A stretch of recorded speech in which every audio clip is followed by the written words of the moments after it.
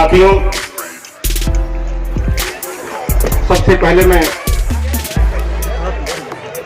अपने देश की एकता, अखंडता और हम सबके शौर्य का प्रतीक अपने देश के राष्ट्रीय ध्वज का नमन करते हुए हमारा देश विभिन्न धर्म, संस्कृतियों और विविधताओं वाला देश है। ऐसी संस्कृतियों को बड़े सम्मान के साथ बांध के रखने की क्षमता रखने वाला अपने देश के भारतीय संविधान का नमन करता हूं, सम्मान करता हूं।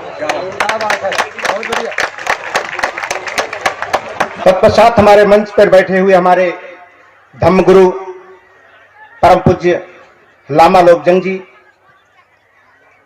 और हम सब की पावन धरती पर कभी एक बार जमाना था जब सम्राट अशोक के बेटा और बेटी अर्थात भारत का बेटा और भारत की बेटी कभी भगवान बुद्ध के धम्म संदेश को लेकर के बोधि वृक्ष के रूप में श्रीलंका गए थे।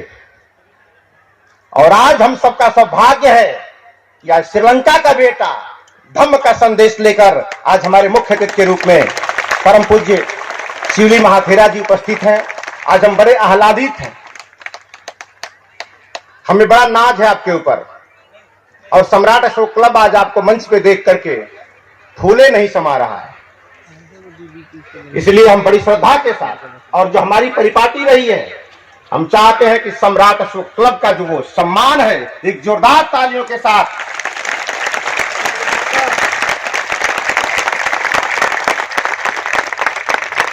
तत्पश्चात हमारे मंच पर बैठे हुए लोक कल्याणकारी कार्यों के संवाहक, सामाजिक दर्द की वेदनाओं को की परख और समझ रखने वाले डॉक्टर श्री मोतीलाल मौर्य जी और हमारे मंच पर सरकार और संगठन के ब्रिज और पुल के रूप में काम करने वाले क्रांतिकारी साथी मनोज कुमार जी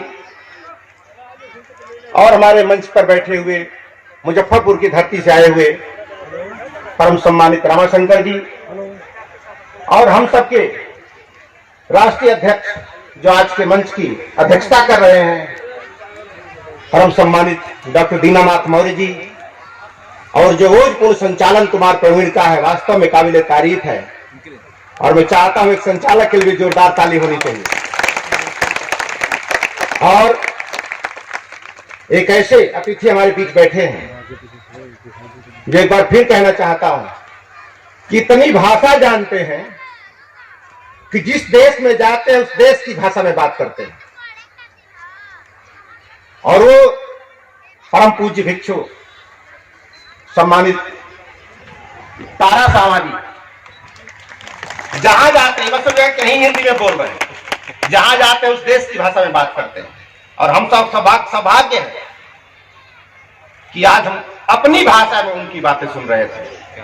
और उन्होंने बता दिया कि बुद्ध कहां से पैदा होना चाहिए और ये भी बता दिया कि सम्राट अशोक कहां से पैदा होना चाहिए। ये होमवर्क लीजिए और घर जाइए, ये टास्क दिया उन्होंने और टास्क दिया है, इस टास्क को पूरा करिए, प्रोसेस बनाइए। ये काम एक दिन का नहीं है, बड़ा बड़ा होमवर्क दिया उन्होंने, इसलिए बड़ी श्रद्धा के साथ नमन करता हूं आपका।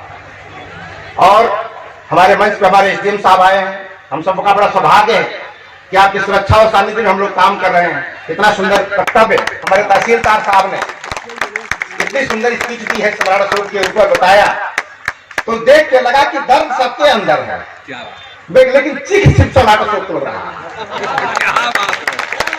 सर को सुन के लगा मुझे कि दर्द सबके भीतर है, चिल्ला सिर्फ अशोक को रहा है। ये सामूहिक चिल्लाहट है, इसीलिए चिल्लाहट को सिर्फ अपना प्रतिनिधि मत समझिएगा, उस लाखों करोड़ों लोगों के भीतर जो दर्द है, जो बयान नहीं कर पा रहे हैं, किसी न किसी चीजों से बंधे हुए हैं, उनका भी दर्द आपको वहां तक पहुंचाना है। इसीलिए बेदर्द हुआ कोट, अब दर्द किससे कहोगे? बेदर्द हुआ कोट, अब दर्द किससे कहोगे? जालिम के राज में अब तुम अर्ज किससे कहोगे? क्या बात है? और तो जालिम के राज में अब अर्ज किससे कहोगे? अब तेरे लिए धरती बचेगा, न आसमान बचेगा। इसलिए होश में आओ मेरे यारों, क्योंकि अब तेरा सम्मान बचेगा न संविधान बचेगा। इसीलिए संभालिए होश को। अब वो बात नहीं कह सकते जो हमारे बाप दादा कैसे थे। अब आज की पीढ़ियां हमारा इतिहास लिखेंगी। इसीलिए आज बड़ा ही फख्र का विषय है। और अपने सम्राट अशोक क्लब के उन समस्त कार्यकर्ताओं का हमारे बीच बैठे हैं उत्तर प्रदेश के प्रभारी डॉक्टर रविंद्र जी, बिहार के अध्यक्ष सम्मानित भीषम जी, और हमारे बिहार के पूर्व प्रभारी दयानंद मौर्य जी, जिनके सानिध्य में सम्राट अशोक क्लब अपनी ऊंचाइयों को छुआ है। इसके लिए उन्हें याद किया जाएगा हमेशा। तत्पश्चात हमारे अरविंद कुमार मौर्य जी, मंडल के प्रभारी, पूर्वांचल के प्रभारी जवाहर जी, और तमाम हमारे विभिन्न जनपदों से। अब तो मुझे खुशी हो रही है कि इतने जनपदों में अशोक क्लब हो गया कि मैं सारे जनपदों का नाम नहीं ले सकता, क्योंकि लेने से ज्यादा खतरनाक नहीं लेना हो जाता। जिसका नहीं लेता हूं खड़ा हो जाता बीच में, बोलता हमको नहीं कहा, तो इसीलिए वो पुराना वाला उड़ाई भुलाई देवता नमस्कार, जिसका नाम लिया उसका भी भला, जो न लिया उसका भी भला। इसीलिए मैं अपने कार्यकर्ताओं का, जब इलाकों, जब ठंडे में लोग रजाई में सो रहे थे, रजाई छोड़ रही थी उसमें हमारे कार्यकर्ता गांव गांव गली गली घूम के उस ठंडे में इस लटिया महोत्सव को सफल बनाने के लिए चंदा कलेक्शन कर रहे थे। उनकी मेहनत की तपस्या का फल है कार्यक्रम का जो जन सैलाब दिखाई दे रहा है। एक जोरदार ताली अपने लिए। जब आप अपने लिए ताली बजाना शुरू कर दोगे तो दिन दूर नहीं जब दुनिया आपकी ताली बजाएगी। क्या बात है। एक व्यक्ति को इजाजत है, आप ऊपर चले जाइए। इसलिए आज का जो विषय है बड़ा ही गंभीर विषय है, और उस विषय से पहले जाने से पहले हमारे बीच परम सम्मानित भिक्षु संघ बैठे हुए हैं। मैं बड़ी श्रद्धा से अपने सम्मानित भिक्षुगण का नमन करता हूं। और ये त्याग तपस्या का जो वस्त्र आपके ऊपर है, हमारी क्या औकात है इस वस्त्र के सामने, तो सम्राट अशोक जैसे हस्तियों ने सर झुकाया। इसलिए इसकी गौरव गरिमा का ध्यान रखना, इसकी गौरव गरिमा का सम्मान रखना भी हम सबका कर्तव्य बनता है। इसलिए आज का जो विषय हमारा है बड़ा ही गंभीर विषय है, भारत का संविधान और आज का जो भारत का वर्तमान परिवेश है। पहली बार मैं देख रहा हूं कि जनता मांग कुछ और रही है और सरकार दे कुछ और रही है। मांगा गुरु लिया ढेला, अंदर गुरु बहिर चेला। यानी जिससे आप मांग रहे हो वो कह रहा है, सुनता नहीं या नहीं सुनने का नाटक करता है। इसीलिए हम मांग कुछ और रहे हैं। मांग रहे हमें रोजगार चाहिए, मांग रहे हमें रोटी चाहिए, मांग रहे हमें सुरक्षा चाहिए, और सब कुछ हम जो मांग रहे हैं वो नहीं मिल रहा है। सरकार वो दे रही है। आदमी जब बीमार है तो उसे दवा चाहिए कि मालपुआ चाहिए? सरकार कहती मालपुआ खाओ, तो शायद आने वाले समय हम मालपुआ खाने बचेंगे ही नहीं। इसीलिए जो इस देश में काम कर रहा है, अच्छा अगर अच्छा शिक्षा दे देगा, अच्छा वाईफाई दे देगा, फ्री पानी दे देगा, फ्री बिजली दे देगा, तो लोग उसे कहते हैं पाकिस्तानी है। सुने होंगे अभी हाल ही में। इसीलिए सरकार डर के मारे काम नहीं करे बढ़िया, सोचने का बढ़िया काम करता हम भी पाकिस्तानी न हो जाए। तो आप लोग डर क्यों रहे हैं? तेल महंगा खरीदना आपकी किस्मत में लिखा है, गैस महंगा खरीदना आपकी किस्मत में लिखा है, और अस्पताल में ऑक्सीजन के बगैर मरना ये तेरी किस्मत में लिखा है। तो सरकार क्या करेगी? क्या करेगी? तो आपको लगता है सरकार करेगी, तो पहले इस पाखंड को, इस भूसा को दिमाग से निकालो कि जो करता है ऊपर वाला करता है, जो करता है सब नीचे वाला करता है। इसीलिए मानवता के पिलरों को, मानवता के पिलरों से अगर इस मानवता को बचाना है तो सम्राट अशोक के पिलरों के संदेशों को गांव गांव तक पहुंचाना जरूरी है। मानवता के पिलरों को से अगर इस देश की मानवता को बचाना है, इस देश के संविधान को बचाना है, तो सम्राट अशोक के जो पिलरों का संदेश है उसे गांव गांव पहुंचाना होगा। और सम्राट अशोक क्लब के कार्यकर्ता कटिबद्ध है इस बात के लिए, चल रहे हैं। इसलिए ध्यान देना कि आज की शाम चाहे जिसकी भी हो, कल की सुबह आपकी होने वाली है।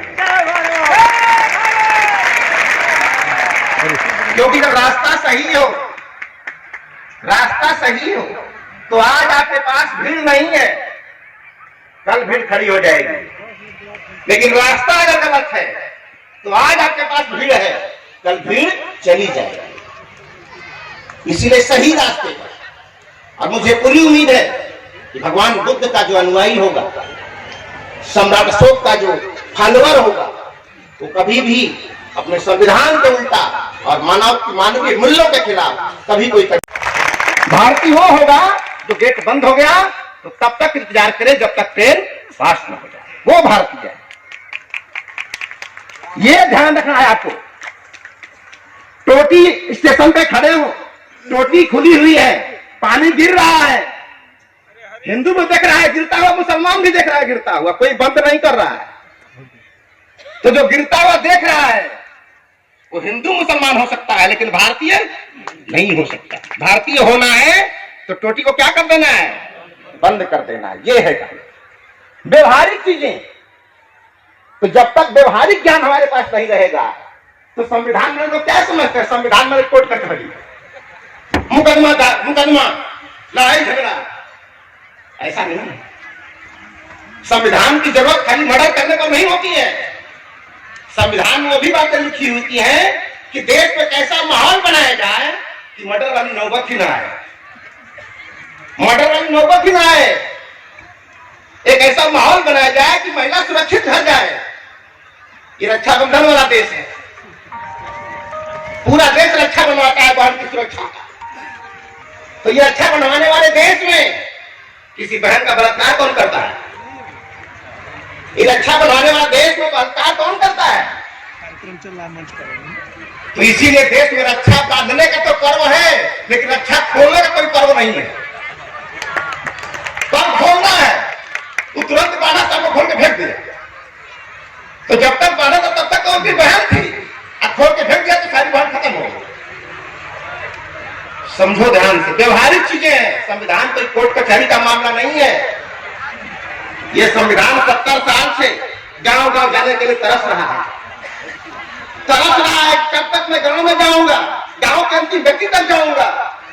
क्योंकि इस देश में जीना मरना गीता कुरान तय नहीं करती है। इस देश में जीना और मरना देश का संविधान तय करता है। आप पैदा हो चुके हो, अपने बेटे को एडमिशन करने ले जाओ स्कूल में, बोला कि सर इसका एडमिशन कर लो, तो क्या टीचर एडमिशन कर लेगा? नहीं, बोलेगा इसका जन्म प्रमाण पत्र ले आओ। तो बोलेगा यार पैदा हुआ तभी ना आया है, प्रमाण के लिए, आखिर पैदा है तभी तो आया है। तो बोलेगा ना प्रमाण ले आओ। तो वो जो प्रमाण मिलेगा ना, वो गीता कुरान नहीं देगी, ना मुल्ला मौलवी ना पंडित देंगे। वो जन्म का प्रमाण पत्र, भारत का संविधान लिख के देगा कि तू पैदा हुआ किस दिन, किस दिन पैदा हुआ, संविधान संस्था लिख के देगी। आप मर चुके हो, जाओ किसी इंश्योरेंस ऑफिस में कि मेरे पिताजी मर गए, फंड दे दो। बोला क्या प्रूफ है? बोला देखिए लाश चल रही है, ये फोटो है उसका। बोला ये फोटो तो नहीं चलेगा, प्रमाण मिला कि मेरे पिताजी पहले मर गए। तो मरने का प्रमाण गीता कुरान नहीं देती है, वो मरने का प्रमाण संवैधानिक संस्था देती है। तो जीवन मरण किसके हाथ में है? आपको क्या लगता है, ऊपर वाले के? अगर ऊपर वाले के हाथ में होती तो सारी दुनिया है राम के भरोसे, और राम खुद है संविधान के भरोसे। सोचो पावर कहां है, कहां पावर है? तो दुनिया है मेरे पीछे, हम है गोवा गणेश के पीछे। ये है भारत संविधान का पावर। समझो, भारतीय संविधान कोई किताब नहीं है, ये शब्दों का संग्रह नहीं है। शब्दों को पढ़ना अलग बात है, और शब्दों की भावनाओं को समझना अलग बात है। तो सब भारतीय संविधान की भावनाओं को समझना होगा, और सम्राट अशोक क्लब उन भावनाओं को गांव गांव पहुंचाने की कोशिश कर रहा है। और ये जन सैलाब इस बात को सिद्ध कर रहा है कि आपका आंदोलन, आपका मिशन सही दिशा में जा रहा है, सही दिशा में जा रहा है। बाधाएं आएंगी, परेशानियां आएंगी, लेकिन भटकना नहीं है, भटकना नहीं है, और उस पर उसकी कुर्बानी देनी पड़ेगी। और हमारे प्रवीण कह रहे थे, जब देश आजाद हो रहा था सब नहीं फांसी पर चढ़े थे। आप सोचो कि अगर पूरा देश आजादी में फांसी पर चढ़ गया होता तो आजाद कौन होता? कौन आजाद होता? सब तो मरी गए होते। तो फांसी पर चढ़ने के लिए 2-4 लोग पैदा होते हैं, बाकी तो आजाद होने के पैदा हुए हैं, तब कोई मरे हम आजाद हो जाए। तो किसी भी संस्कृति संविधान को ठीक से स्थापित करने के लिए जैसे गुलामी से आजादी के लिए कुर्बानी की जरूरत थी, आज संविधान का समाज बनाने के लिए कुर्बानी की जरूरत है। इतना आसान नहीं है। इसीलिए इस देश की जो खूबसूरती है वो धार्मिक कट्टरता नहीं है जो देश में इस समय चल रहा है। धार्मिक उन्माद में लोग पल रहे हैं, डर रहे हैं लोग। पहले लोग शेर से डरते थे, अब लोग गाय से डर रहे हैं। ये देखो तमाशा। पहले लोग शेर से डरते थे, अब गाय से डर रहे हैं, क्योंकि शेर खुद मारता है, गाय नहीं मारती, उसके लोग मार देते हैं। ये देखिए तमाशा। तो ये आपको समझने की जरूरत है धीरे धीरे। इसीलिए इस देश के कुछ नादान लोग इस सम्राट अशोक के देश में, जिसने कलिंग को बंद किया, क्या अशोक के तलवार ज्यादा ताकत है किसी की तलवार में? उसकी अहिंसा ज्यादा ताकत है किसी की तलवार में? लेकिन अशोक के देश को आज लोग पिस्टल चमका रहे हैं। दिल्ली में पिस्टल चमका रहे हैं। ये पिस्टल का देश है, और पिस्टल चमकाने वाले को नाबालिग से कर दिया जा रहा है। ये देखिए तमाशा। ये परिवेश हमारे समाज का है, और ऐसे परिवेश को अगर आप देखते रहेंगे बैठ के, तो आने वाले समय में आने वाली पीढ़ी आपका इतिहास काले अक्षर से लिखेंगे। इसलिए एक तो विदिशाओं के चक्कर में मत फंसिए। एक तो विदिशाओं के चक्कर में फंसोगे तो 1 लाख कुछ 1.25 लाख नाती क्या हो जाएंगे? हो जाएंगे। आपके हाथों में विदिशाओं को राजा बनाना है, 1 लाख कुछ 1.25 लाख नातियों को राजा बनाना है। हमेशा ध्यान रहे सब। और भारतीय संविधान आपकी ताकत है। आज कुछ लोग कहते हैं कि एनआरसी वाले मुद्दे पर प्रधानमंत्री लोग समझा रहे हैं लोगों को, लेकिन लोग समझने को तैयार नहीं है। ये नहीं कुछ होने वाला है, सब लोग सुरक्षित हो, सब लोग सुरक्षित हो। लोग भरोसा नहीं कर रहे हैं। अरे प्रधानमंत्री जी क्यों भरोसा करेंगे? क्या पता आपका गृह मंत्री कब बोल दे जुमला था, क्या बात है? क्या पता? आज तुम हमसे करवा लोगे, बोलोगे हाँ ठीक है ठीक है ठीक है, कल बोल देंगे जुमला था, तो हम क्या करेंगे? तो ऐसे जो झूठे हैं उसको लोग साफ करते हैं।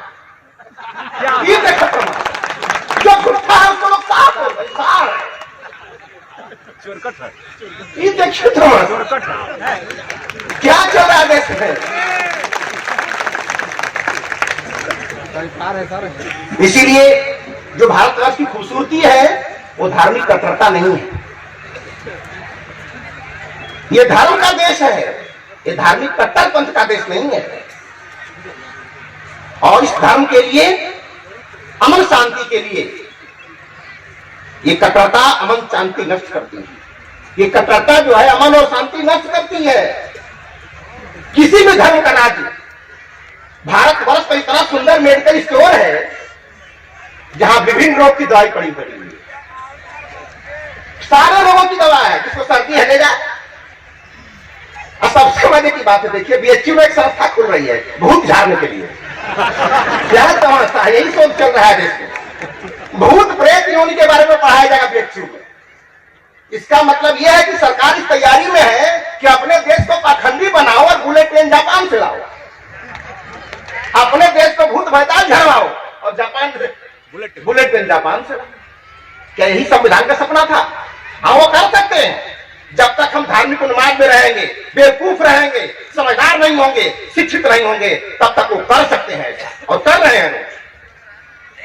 तो मच्छर काट रहा है, इसमें मच्छर की क्या गलती है भाई? उसका काम क्या है? कितने साल गाली देंगे तो काटना बंद कर देगा। अगर मच्छर न काटे तो मच्छर नहीं है, तो वो उसका मिशन है कि हम काटेंगे, और तेरा मिशन क्या, हम कटवाएंगे।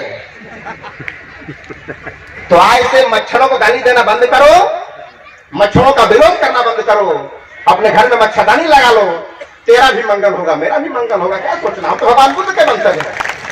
क्या बात है, हम तो भगवान बुद्ध के वंशज हैं। तेरा भी मंगल हो, मेरा भी मंगल हो। एक बार मैंने सुना था कि एक व्यक्ति ने कहा था कि भगवान कृष्ण पैदा होंगे कंस के घर में, 8वां पुत्र मार देगा कंस, 8वां पुत्र मार देगा, लेकिन पहला और 8वां कौन है पता नहीं है। तो कंस ने सोचा कि चलो पैदा होगा तो मारते जाएंगे।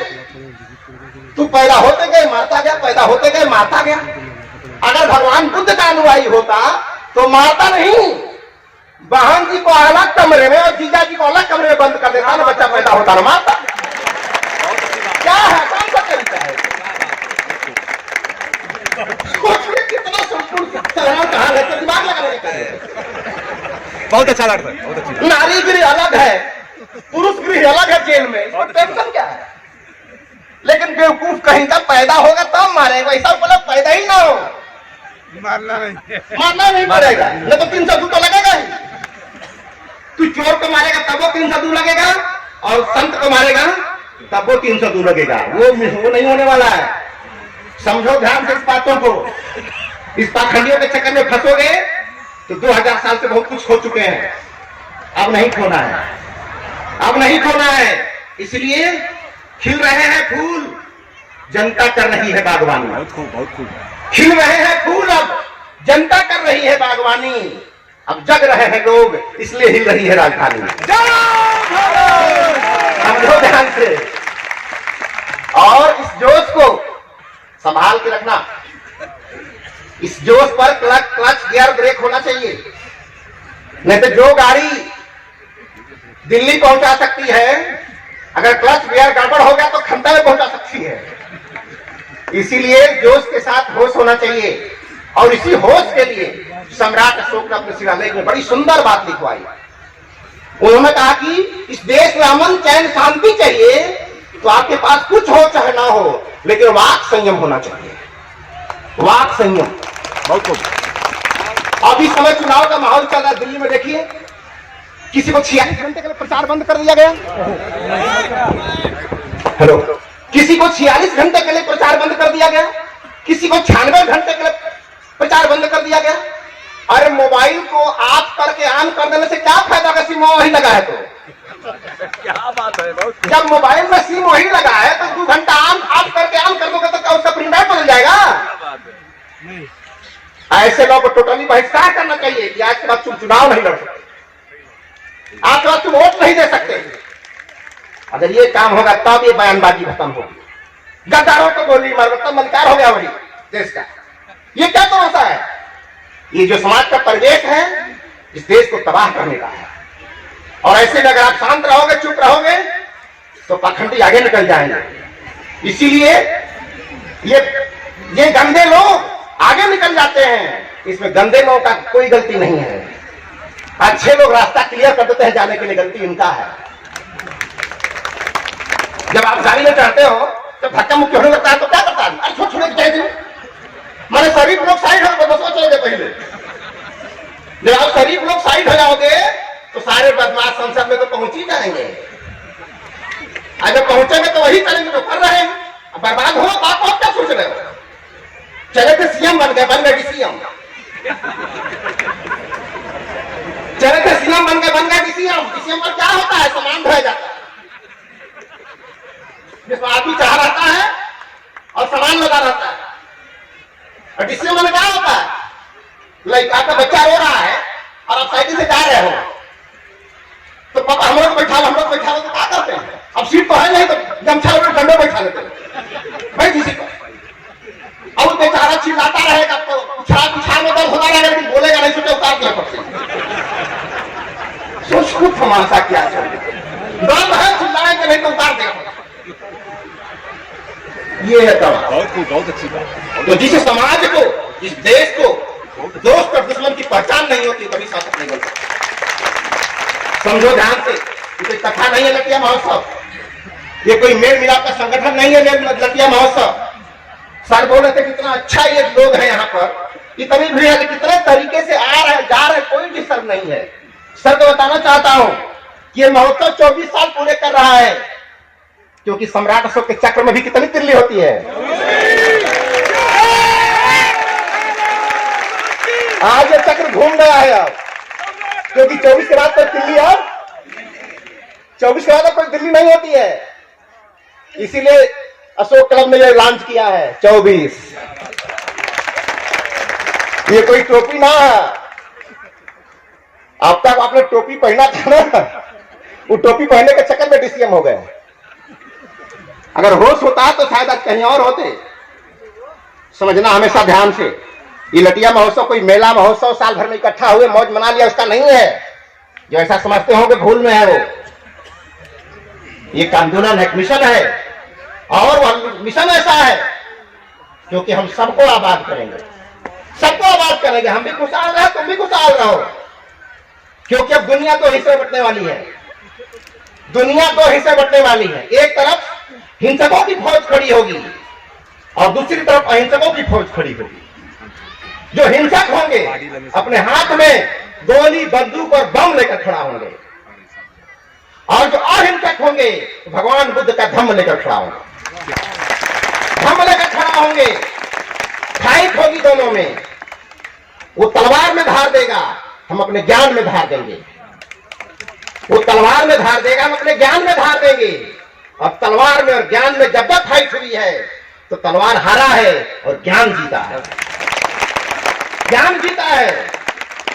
इसीलिए भगवान राम ने रावण को मारा, सुधारा नहीं, क्योंकि सुधारने की क्षमता नहीं थी, सुधार सकते नहीं थे। कहा कृष्ण ने कंस को मारा, सुधारा नहीं, लेकिन भगवान बुद्ध ने अंगुली मार को मारा नहीं, सुधारा है, सुधारा है। हम कभी संहारवादी संस्कृति के समर्थक कभी नहीं रहे, हम सदियों से सुधारवादी की संस्कृति के समर्थक रहे। इसलिए सम्राट अशोक ने, अशोक से पहले जितने राजा हुए उन लोगों ने जेल नहीं बनाया था। उसके पहले राजा दंड क्या देते थे कि हाथी से नचवा दो, कुत्ता से कटवा दो, फांसी लटका दो। ये ऐसा था, जेल नहीं था। अशोक ने दुनिया में पहली बार जेल की व्यवस्था की। जेल क्यों? क्योंकि जेल में लिखा होता है कि जेल आपको सजा काटने का नहीं है, सुधार गृह है, सुधरने के लिए आए हो, यहां पर सुधरने के लिए आए हो, सजा काटने नहीं आए हो। और सुधरोगे कैसे? तो इसके लिए सम्राट अशोक ने क्या किया, मेडिटेशन की व्यवस्था किया जेलों में। विपश्यना साधना जो भगवान बुद्ध की अमोल औषधि है, विपश्यना साधना। अशोक ने ऐलान कर दिया कि जेल में जितने कैदी हैं सबको विपश्यना कराओ, ध्यान कराओ। अब विपश्यना करने के बाद जितने कैदी सुधर जाते थे, सम्राट अशोक अपने जन्मदिन पर सारे कैदियों को छोड़ दिया करते थे। ये है सुधारवादी, ये है सुधार। हम हत्यारे नहीं है, लेकिन हत्या भी करते हैं तो छोड़ते नहीं है, क्योंकि कलिंग हम भूले नहीं है, कलिंग भूले नहीं है। उस क्रोध को हमने बड़े मेहनत करके, बड़ा मानसिक कसरत करके उस क्रोध को हमने करुणा में बदला है, उस क्रोध को हमने करुणा में बदला है। इसलिए फिर से बातें मत करो करुणा को क्रोध बनाने में, नहीं तो कलिंग का इतिहास पुनः दोहराया जाएगा। इसीलिए हम सम्राट अशोक के वंशज हैं और ये देश अशोक का है। इसीलिए देश में बहुत सारे चक्र थे तिरंगा झंडा में लाने के लिए। एक सुदर्शन चक्र भी था, सुदर्शन चक्र भी था और अशोक चक्र भी था। आखिर अशोक चक्र में क्या खासियत थी कि झंडे में स्वीकार किया गया? इसलिए क्योंकि सुदर्शन चक्र जब घूमता था और एक बार भी उंगली से निकला तो किसी ने किसी को लेगा, किसको न कोई जाएगा, खत्म होगा। वो हिंसक संस्कृति का प्रतिनिधि है, वो हिंसा का प्रतिनिधि है। और सम्राट अशोक का चक्र जब जब ये धम्म चक्र घूमता है तो दुनिया का कल्याण करता है, लोक कल्याण करता है, वेलफेयर स्टेट की बात करता है। इसलिए हमारे संविधान निर्माताओं ने संविधान बनाने के पहले एक चिन्ह खोजा, कि वो कौन सा चिन्ह अपनाए हम, तो उन लोगों ने अशोक चक्र अपनाया, राजमुद्रा में अशोक का स्तंभ अपनाया, क्योंकि पूरे धरती पर आज तक अशोक के शासन शैली जैसी कोई शासन नहीं कर सका। और उसके पीछे यही मात्र था, वाक संयम। वाक संयम यानी हम इतनी प्रशंसा में ना हो जाए कि हम दूसरे की आलोचना में व्याप्त हो जाए, और दूसरे की आलोचना में इतना ना लग जाए कि हम खुद के अस्तित्व को भूल जाए। इसलिए अशोक ने कहा वाक संयम, और वाक संयम के लिए आधार क्या है? बहुश्रुत होना। अशोक का क्या मूल्य है, कितना बड़ा सूत्र है अशोक का। उन्होंने कहा कि हर व्यक्ति को बहुश्रुत होना चाहिए, और बहुश्रुत होंगे तब वाक संयम होगा तब। और यहां पर क्या है, तू 10 हिंदू मारेगा मैं 20 मुसलमान मारूंगा, तू 2 मुसलमान मारेगा मैं 20 हिंदू मारूंगा। ये कौन सा वाक संयम है? आप सोचो कि वह देश कैसा होगा जब हिंदू का प्रवचन मुसलमान ध्यान से सुनेगा और मुसलमान की तकरीर हिंदू चैन से सुनेगा। उस दिन देश का भविष्य क्या होगा? सोचो ध्यान से, फील करो, कल्पना करो। और ये होगा तब जब दोनों वाक संयम करेंगे, कब कहां क्या बोलना है। लेकिन यहां तो चुनाव कितना है, तो गाली दो, गाली दो। जब वोट चाहिए तो गाली देंगे, खरीदारी करें तो दामाद बना लेंगे। क्या दिक्कत है? तमाशा देखो, वोट लेना है तो गाली देंगे उसी को, जब दामाद बना तो सोचेंगे नहीं आजा। सोचिए ध्यान से। तो इस देश में लफड़ा हिंदू मुसलमान का नहीं है, इस देश में आपके जागृति का लफड़ा है। आप जो जग रहे हो, अपने हक अधिकार को समझ रहे हो, परेशानी इससे है। मुसलमान इस देश की परेशानी नहीं है। अगर होता तो शायद अब्बास नकवी हमारे दामाद ना होते, शाहनवाज सुना दामाद ना होते, जोधा भाई हमारे घर होती, जोधा भाई हमारे घर होती, अकबर के घर नहीं होती। ये ड्रामा छोड़ो, ये सब खेल है। इस खेल को समझो और संविधान को पढ़ो ध्यान से। हनुमान चालीसा पढ़ने से कल्याण होने वाला, जब उनका खुदे नहीं हुआ तो क्या होगा? अभी तो पता ये भी चल गया कि हनुमान जी दलित थे। ये देखा तमाशा, तब तो भी नहीं जानते थे। हमारे मुख्यमंत्री जी ने कहा था चुनाव में कि हनुमान जी दलित थे, तब मुझे पता चला कि हनुमान जी पहाड़े काहे कबार के लेकर गए थे। वो चाहते तो खाली जड़ी कबार के ले गए होते, लेकिन वो समझ गए थे मैं दलित हूं, चमार हूं, और जड़िया छू दूंगा तो खाएगा नहीं, तुम खाएगा नहीं, मैं खुद हूं। इसीलिए पहाड़े कबार दो तो ले कबार रखो, हमसे मतलब ना।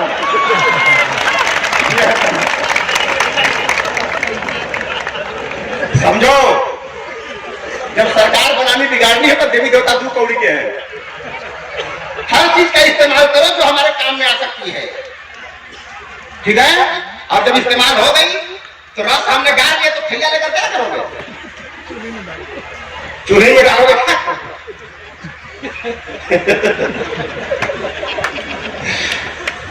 आज मैं अपनी टोपी को बड़ा धन्यवाद देता हूं कि बड़ी सही के साथ जा रहे हैं।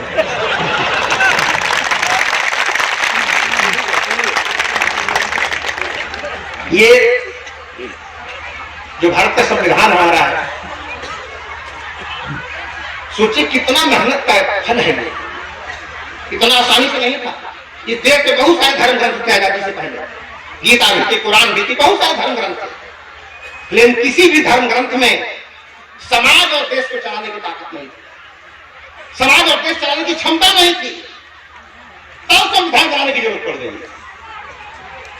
इसलिए उन्हीं लोगों ने, और संविधान जब बना रहे थे लोग, मैं नमन करता हूं उस परम पूज्य बाबा साहब अम्बेडकर, जिनके न रहने की वजह से अगर यह सारे लोग होते, लेकिन सिर्फ अगर बाबा साहब इस संविधान सभा में न होते तो शायद इतना सुंदर संविधान बनकर तैयार न हुआ होता। इसका नमन करता हूं, सैल्यूट करता हूं, सैल्यूट करता हूं उनको। लेकिन सैल्यूट करके क्या करें? उनकी भावनाओं को समझना होगा। इसीलिए आज जरूरत जय भीम की नहीं, जरूरत जय संविधान की है। जय संविधान की है। क्योंकि बाबा साहब को जब पेरा गया, गन्ना को जब पेरते हैं तो रस पीते हैं, खोइया खाते हैं, रस पीते हैं, जो निकल गया वो रस है। तो बाबा साहब अम्बेडकर को जब पेरा गया तो संविधान निकला, तो संविधान पिए कि उनको पिए? संविधान को पियो, उससे कल्याण होगा। जानो ध्यान से। इसलिए इस हकीकत को समझना होगा हम लोगों को। और इस सम्राट अशोक क्लब की जो काम चल रहा है, इस देश में जो राजनीतिक परिस्थितियां असंतुलित हो गई, भटकाव में है, सब भटके हुए हैं। आज लोगों को लगता था कि इस देश में बड़ा अच्छा होने वाला है। तो एक दिन मैं बोल रहा था, गया था डॉक्टर सिंह मोतीलाल जी के यहाँ, तो स्टेज से मैं बोल रहा था कि एनआरसी आने से एक बड़ा फायदा हो गया। बोला क्या फायदा हो गया?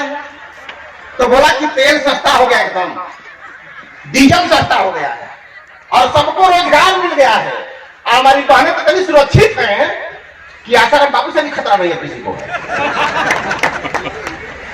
तो एक कुर्सी में से खड़ा होकर बोला कहां क्या सस्ता हुआ है, कहां क्या सस्ता हुआ है? तो हमने कहा हमसे क्या चिल्ला रहे हो, जो कह रहा उसे कहो, हमसे क्या कह रहे हो? जिसने कहा था उससे कहो कि हमसे क्या कह रहे हो? हम प्रधानमंत्री हैं, हम प्रधानमंत्री हैं। जिसने कहा था उससे कहो।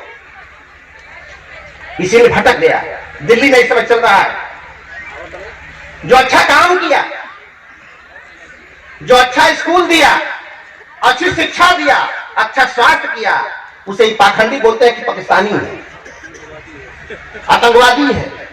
अगर यही आतंकवादी है तो ऐसा आतंकवाद पूरे देश में फैलना चाहिए, ऐसा आतंकवाद पूरे देश में फैलना चाहिए। इसीलिए हमेशा ध्यान रहे, वाणी का संयम रहे और एक एक चीज को समझिए। और लटिया महोत्सव में आए लोगों को बड़ी श्रद्धा से अभिनंदन करता हूं, नमन करता हूं। और नमन करते हुए हमारे बीच जो आए उन कार्यकर्ताओं का नमन करता हूं।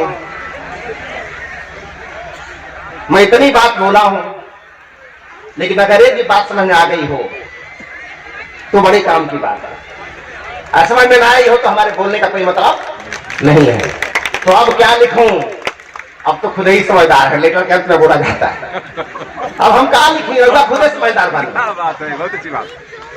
अंत में आपकी चरणदासी। तो इन चरणदासियों से मैं कहना चाहता हूं कि आप चरणदासी नहीं हो।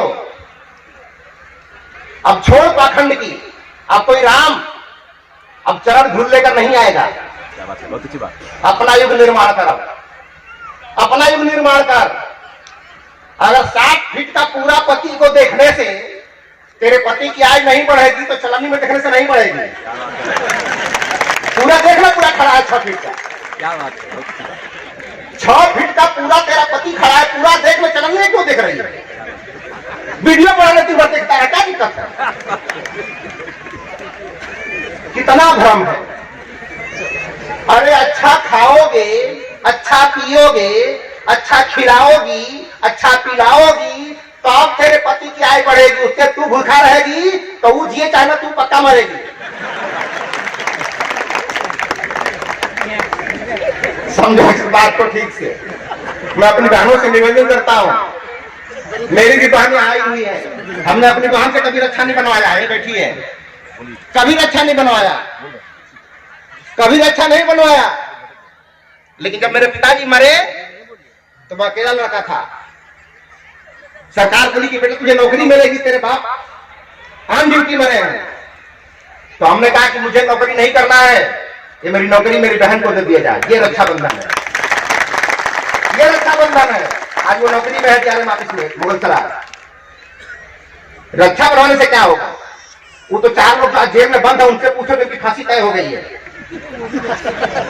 वो भी रक्षा बनवा के जाएंगे।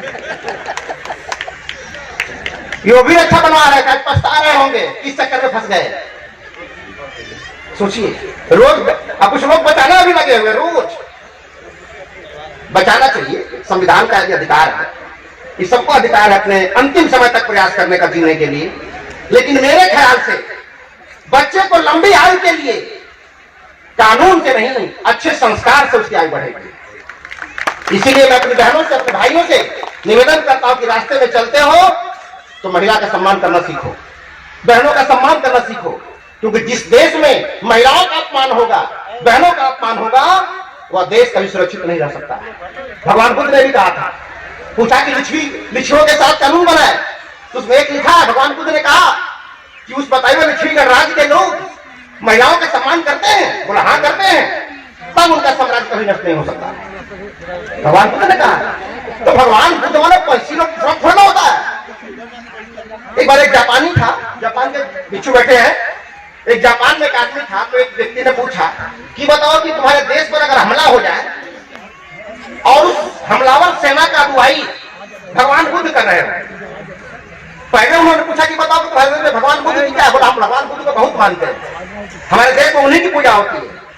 तो उन्होंने कहा कि अच्छा ही बताओ कि किसी देश ने तुम्हारे देश पे हमला कर दिया हो और हमलावर की सेना का नेतृत्व भगवान बुद्ध कर रहे हैं, तो क्या करोगे? तो जापान ने कहा कि भगवान बुद्ध को मार करके देश बचाऊंगा। यह है देशभक्ति। और यहाँ गाय और गोरू को बचाने के लिए आदमी को मारा जा रहा है, देश को बर्बाद किया जा रहा है।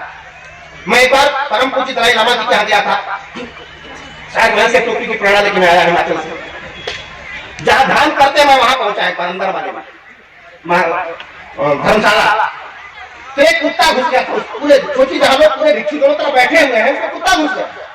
इतना प्यार से लोग कुत्ते को भगा रहे थे, ऐसे प्यार से पूरा पूरा। ये बताओ क्या संस्कार है? उस कुत्ते को क्या पता कि मैं कहां आ गया हूं? भगाने वाले को पता है कि कौन है, तो प्यार से भगा रहा है। हमारे पूजा पाठ को कुत्ता जाता दौड़ाते हैं, ये संस्कार हमारा है, ये भगवान बुद्ध का संस्कार है। एक बार बोध गया में हमला हो गया तो भिक्षुओं पर हमारे लोगों को बहुत लोगों ने प्रेरित किया, कहा कि आप लोग बुद्धिस्ट हो यार, भिक्षुओं पर हमला हो गया, कुछ कर क्यों नहीं रहे हो? कुछ करो बगावत, क्यों नहीं तोड़ फोड़ कर रहे हो? तो हमने कहा कि हम तोड़ फोड़ नहीं कर रहे हैं, इसलिए तो बुद्धिस्ट हैं, इसलिए तो बुद्धिस्ट हैं। जो तोड़ फोड़ कर रहे हैं उनको तो अमेरिका ने आतंकवादी संगठन घोषित कर दिया कि देश में आतंकवादी संगठन, इस देश में बहुत बड़ा संगठन है, उसके प्रमुख कहते हैं कि इस देश को विश्व गुरु, इस देश के साधु संत बनाएंगे। अभी पकड़ में आया कि इस देश को विश्व गुरु, इस देश के साधु संत बनाएंगे, लेकिन वो पूरा नहीं बता पाए कि जलवा में चले गए वो बनाएंगे कि जाने वाले हैं वो बनाएंगे। कौन संत बनाएंगे? विश्व गुरु के देश में चले गए हैं वो बनाएंगे, जेल में या जाने वाले हैं वो बनाएंगे? क्लियर करिए, कौन बनाएगा? कि आशा कला को कोसी बने देंगे, ये भी विश्व गुरु बनाएंगे, चिन्मयानंद भी बनाएंगे, राम रहीम भी बनाएंगे, ये भी तो संत है। तो चोर वो नहीं कहा रहता जिसे चोरी करता है, चोर उसे नहीं कहते चोरी करता है, चोर उसे कहते हैं जो पकड़ा जाता है। तो ये मत समझना कि जो पकड़े गए वही चोर है, जो नहीं पकड़े गए वो भी नहीं पकड़ने तक सिर्फ है, पकड़ा गए तो पोल खुल जाएगा। इसीलिए बहुत ज्यादा न कहते हुए आप लोगों ने मुझे बड़े गौरव से सुना, गरिमा से सुना, अपनी बहनों का सम्मान करते हुए। और एक बार पुनः निवेदन करता हूं अपने साथियों से, सम्राट अशोक क्लब के कार्यकर्ताओं से, कि आप कहीं भी रास्ते में निकलना, मार्केट निकलना, बाजार में निकलना, अपने घर में निकलना, तो महिलाओं का सम्मान जरूर करना। पहला बात, बहनों का सम्मान करना, बहनों का सम्मान करना, महिलाओं का सम्मान करना, ये सब चीजें बतानी है। पंचशील है, पंचशील नहीं है।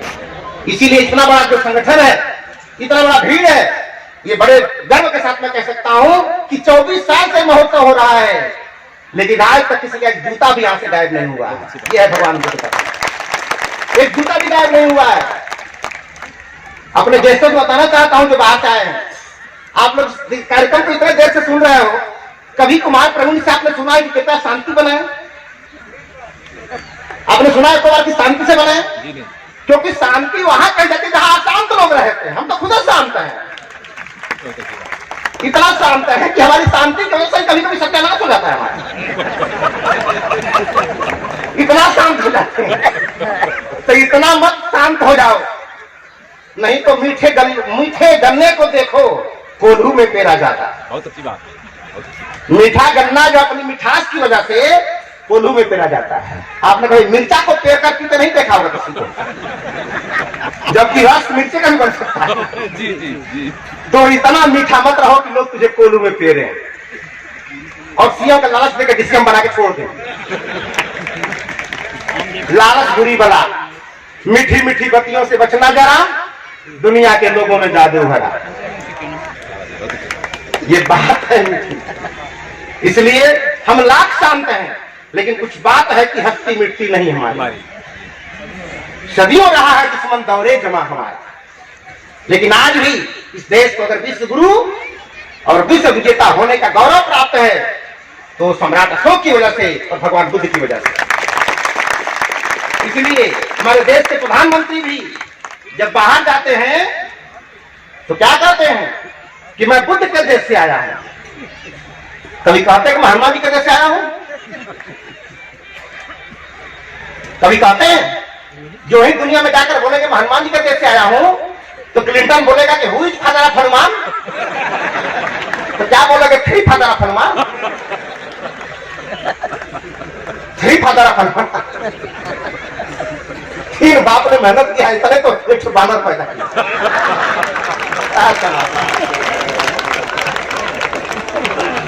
तो यह देश भगवान बुद्ध का देश, इसीलिए हमारे महामहिम राष्ट्रपति महोदय जहां बैठते हैं अशोका हाल में, उनके कुर्सी के पीछे अगर किसी की मूर्ति लगी है तो भगवान बुद्ध की मूर्ति लगी है।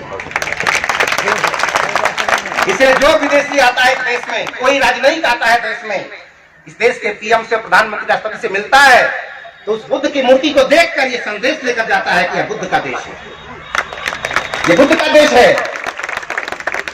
सोचिए कि चाइना हमारा बंदूक लेके खड़ा है बगल में, चाइना हमारा चेला है ना, भगवान बुद्ध का क्या है? वो चेलाई है।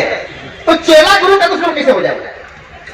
इसका मतलब कि गुरु और चेला में कोई ना कोई कंफ्यूजन चल रहा है, कंफ्यूजन चल रहा है, और सम्राट अशोक क्लब को वही कंफ्यूजन ठीक करना है, वही कंफ्यूजन ठीक करना है। और जिस दिन आदेश, सुन लो ध्यान से, जिस दिन आदेश भगवान बुद्ध का अनुयायी हो जाएगा उस दिन विश्व के 67 देश भगवान बुद्ध का अनुयायी है भारत के मित्र राष्ट्र हो जाएंगे, भारत के मित्र राष्ट्र हो जाएंगे।